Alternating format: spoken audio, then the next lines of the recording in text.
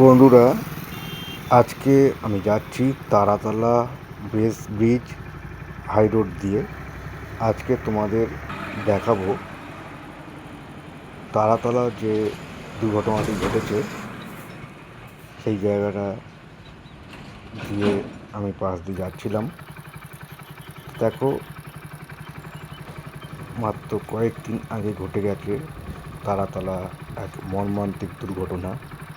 তোমরা সবাই জানো, এইটা হচ্ছে তারাতলা হাই রোড।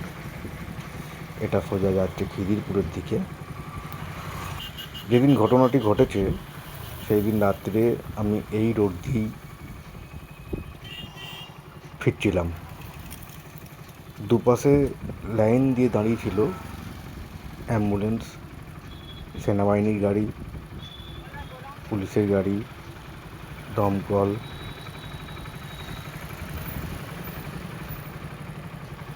তো এখনও দেখো সেই রাস্তাতেই দাঁড়িয়ে আছে অ্যাম্বুলেন্স এখনও অবধি।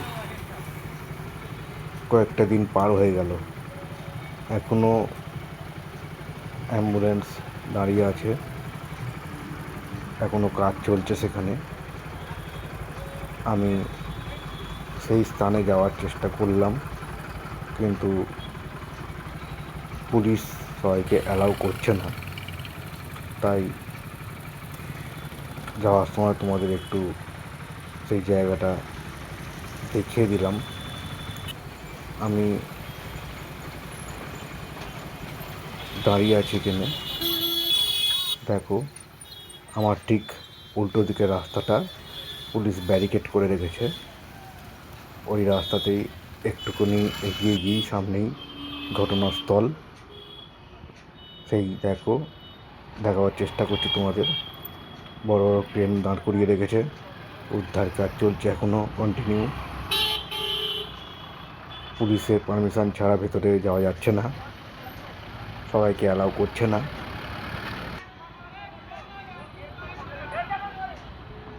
এই সেই তারাতলার দুর্ঘটনার স্থান।